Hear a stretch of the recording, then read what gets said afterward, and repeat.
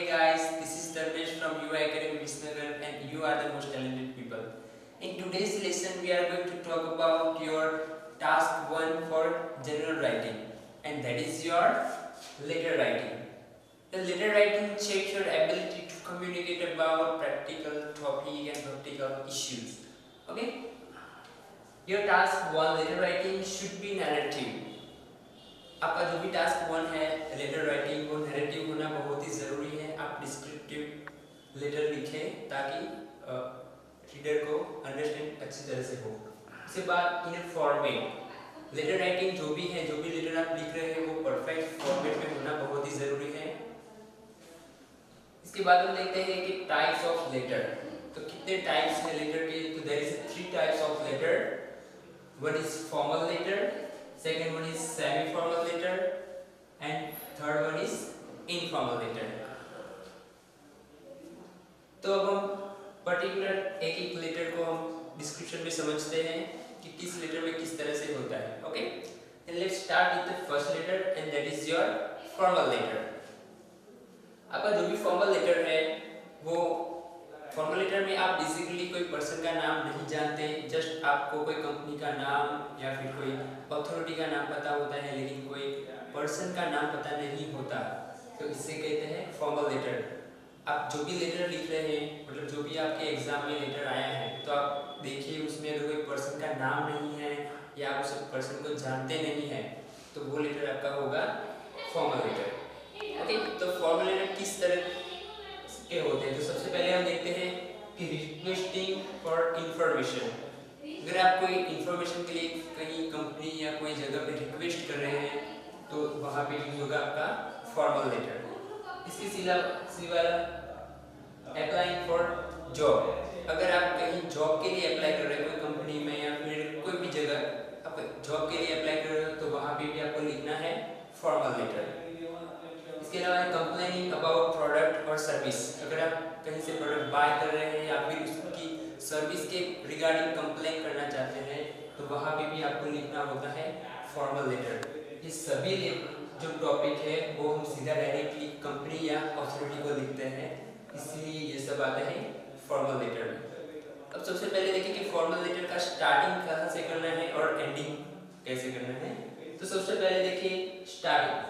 जब भी आप फॉर्मल लेटर लिख रहे हैं तो आपका स्टार्टिंग होना चाहिए डियर सर और मैडम, नाम नहीं, क्योंकि आप फॉर्मल लेटर में किसी भी पर्सन का नाम नहीं जानते हैं, इसलिए वहाँ पे आएगा डियर सर और मैडम। इसके अलावा लास्ट में जब एंड करते हैं फॉर्मल लेटर का तो एंडिंग में होता है योर फेथफुली। ये एक फॉर्मेट है, स्टार्टिंग डियर और सर मैम से और एंडिंग योर फेथफुली से। अब फॉर्मल लेटर में कौन कौन सी चीज़ें जो आपको ध्यान रखनी है कि जो आप वो यूज ना करें। तो सबसे पहले है do not use constraints.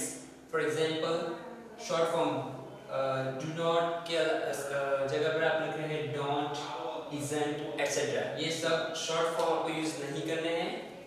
Try to use full forms, do not, is not. इसके अलावा कोई पर्टिकुलर प्रोडक्ट का नाम है, फॉर एग्जांपल टीवी, तो आप फुल फॉर्म लिखिए टेलीविजन, क्योंकि ये फॉर्मल लेटर है, इसलिए ट्राई कीजिए कि आप सभी वर्ड का फुल फॉर्म लिखिए। इसके बाद है डू नॉट यूज आइटम्स। जो आइटम्स और फ्रेजेस होते हैं वो फॉर्मल लेटर में यूज नहीं किए जाते। उसके अलावा यूज मोर फॉर्मल वर्ड। अगर आप फॉर्मल लेटर लिख रहे हैं तो ट्राई कीजिए कि आप ज़्यादा से ज़्यादा फॉर्मल वोकैब लिखें ताकि ये फॉर्मल लेटर अच्छी तरह से दिखे और रीडर भी आपको अच्छे बैंड्स कर दे। ओके,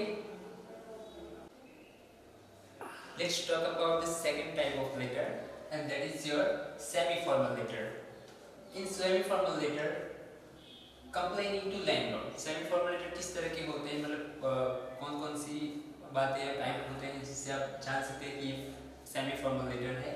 तो complaining to landlord, आप अपने landlord से कोई कंप्लेन कर रहे हो।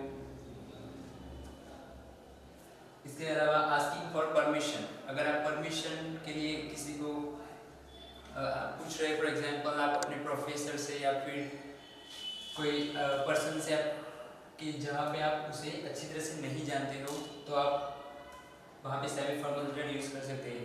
सबसे पहले अब ये जानिए कि सेमी फॉर्मल लेटर कहाँ पे आप यूज़ करते हैं कि जहाँ पे आप पर्सन का नाम जानते हैं लेकिन उसे बहुत ही अच्छी तरह से नहीं जानते। फॉर एग्जांपल आप उसे एक या दो बार मिले हैं या फिर सिर्फ आपको उसकी इंफॉर्मेशन पता है या आप उसका नाम जानते हो, लेकिन उसे उसके साथ पर्सनली इंटरेक्ट नहीं है, तो आप वहाँ पे यूज कर सकते हैं सेमी फॉर्मल लेटर।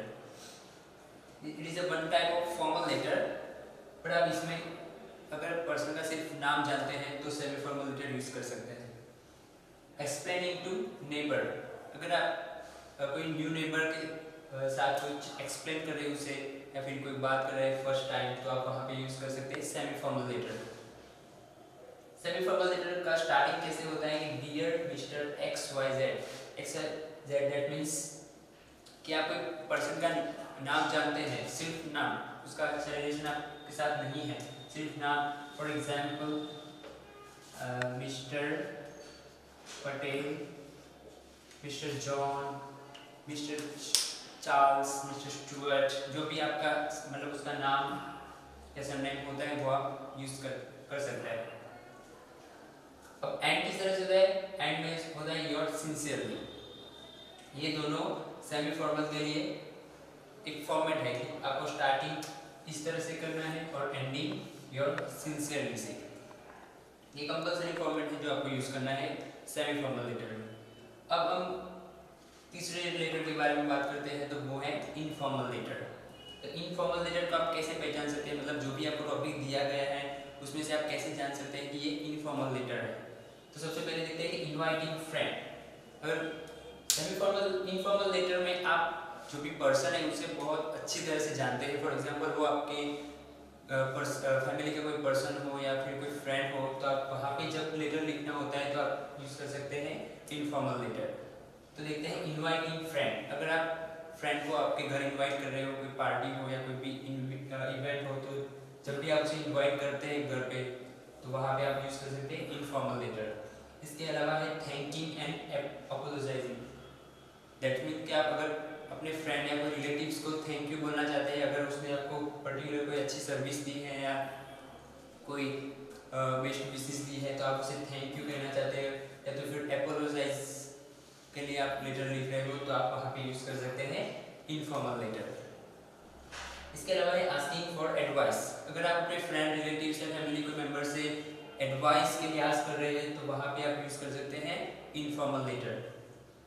लेकिन ये सब तब होता है जब आप उसके साथ अच्छी तरह से रिलेशन में हो, अच्छी तरह से उसका नाम जानते हो, तो वहाँ पे यूज होता है इनफॉर्मल लेटर। इनफॉर्मल लेटर का स्टार्टिंग किस तरह से होता है, डियर एक्स वाई जेड। यहाँ पे कोई मिस्टर नहीं लगता या सर या मैम नहीं लगता, क्योंकि यहाँ सीधा डियर डायरेक्टली नाम होता है, जो भी आपका फ्रेंड या फैमिली मेंबर का नाम है वो डायरेक्टली इसके साथ ज्वाइंट होता है।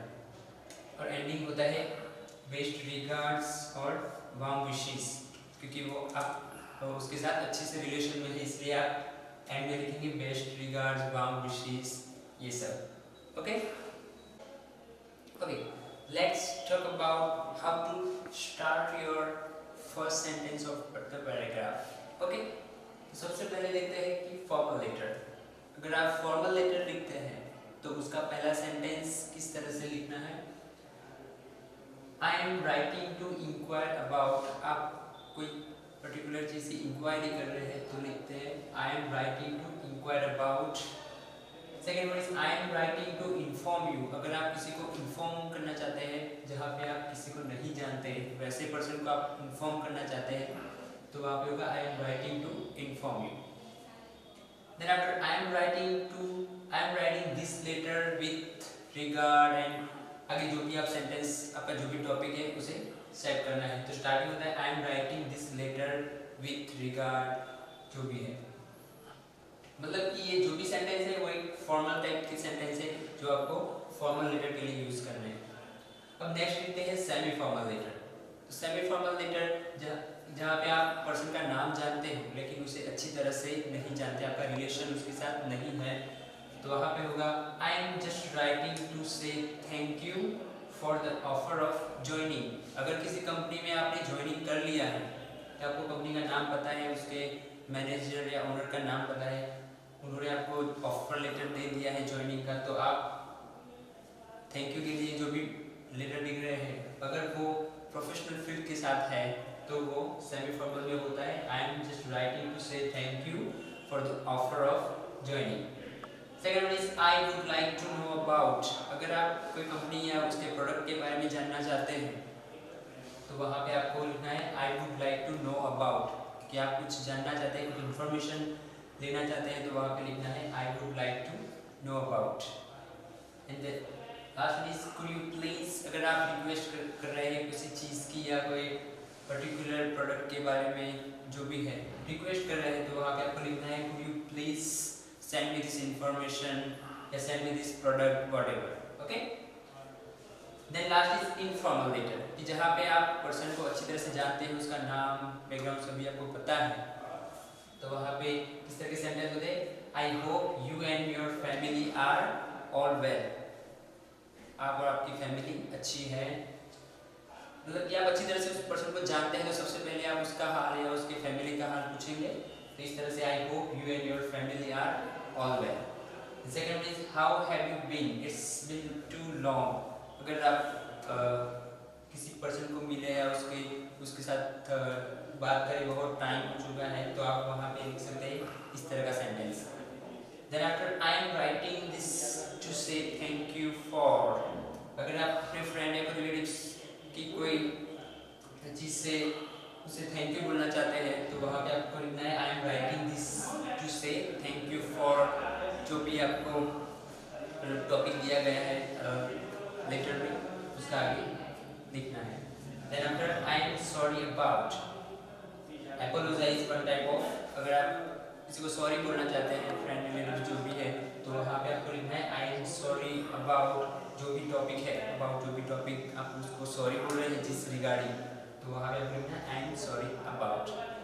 तो ये था स्टार्टिंग ऑफ द पैराग्राफ. अब हम देखते हैं how to close the paragraph.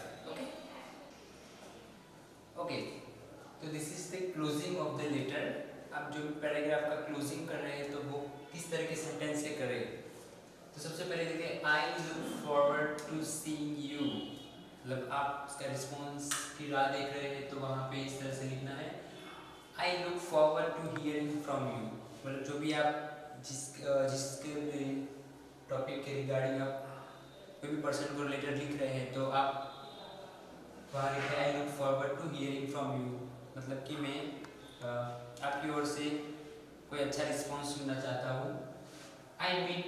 I forward to meeting you, अगर आप किसी को मिलना चाहते हैं और उसे लेटर लिखा है तो वहाँ पे लिखना है I forward to meeting you. I expect to, अगर आपने किसी को कोई रिक्वेस्ट की है पर्टिकुलर कोई एडवाइस के लिए सर्विस के लिए तो आप जो भी एक्सपेक्ट कर रहे हैं तो वहाँ पे आपको लिखना है आई एक्सपेक्ट टू जो भी आपका टॉपिक है उसके रिगार्डिंग.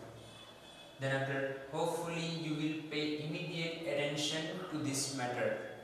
अगर कोई मैटर आपने लिखी है वो बहुत ही आई कैचिंग है तो वहाँ पे आपको लिखना है कि hopefully you will pay immediate attention to this matter. आप जल्दी से जल्दी मतलब इस पे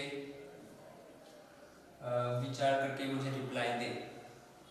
आई am waiting for your response, अगर आपने किसी को कुछ रिक्वेस्ट की है कोई एडवाइस के लिए जो भी है तो आप वेटिंग कर रहे हैं उसके रिस्पॉन्स के लिए तो वहाँ पे आपको लिखना है लास्ट में I am waiting for your response. इसके अलावा give me your response as soon as possible, अगर आपको इमीडिएटली उसका रिप्लाई चाहिए फास्ट तो आप वहाँ पे लिखते हैं give me your response as soon as possible. Okay, तो ये सब थे क्लोजिंग स्टेटमेंट में जब भी आप कोई पैराग्राफ क्लोज कर रहे हैं तो वहाँ पे लिखने हैं. इसमें से जो भी सेंटेंस फॉर्मल के साथ मैच हो रहे हैं इनफॉर्मल या सेमी फॉर्मल के उस हिसाब के आपको उसे मैच करके उस लेटर के एंडिंग में लिखना है. ओके, तो ये पूरा था आपका letter writing for general test. हमारे नेक्स्ट वीडियो में हम आपको बताएंगे task 1 report writing for academic writing. Okay guys, अगर आपको कोई भी क्वेरी है तो आप हमें कमेंट में बताइए लेटर राइटिंग के रिगार्डिंग या फिर कोई अनदर टॉपिक के रिगार्डिंग कोई भी क्वेरी है तो आप हमें कमेंट सेक्शन में बता सकते हैं ताकि हम उस पर अगला वीडियो बना सकें. Okay, thank you, stay happy, stay healthy.